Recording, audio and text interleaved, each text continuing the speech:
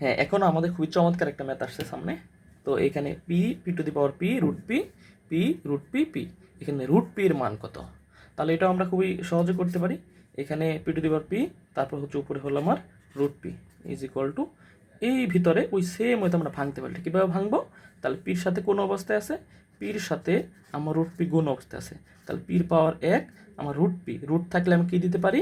Root থাকলে আমার হচ্ছে হাফ, রুটের মান আমি পাওয়ার লিখলে হাফ হয়। তাহলে যোগ করে দিলে এটা হচ্ছে যোগ হয়ে যায় পি প্লাস 1/2, তাহলে লিখতে পারি পি 3/2। তাহলে এখানে আমি এটার পরিবর্তে লিখতে পারি পি 3/2, আর উপরে হচ্ছে আমার পাওয়ার পি।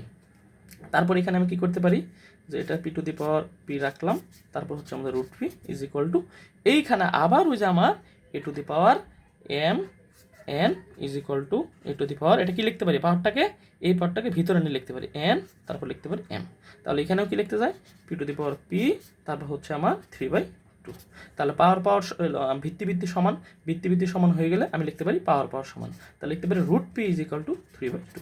তাহলে এটা হচ্ছে আমার রুট পি এর মান। তাহলে দেখা গেল খুব সহজেই আমাদের ফর্মুলা জানা থাকলে খুব সহজে আমরা এগুলা দেখে দেখে করে ফেলতে পারবো একটা সময়।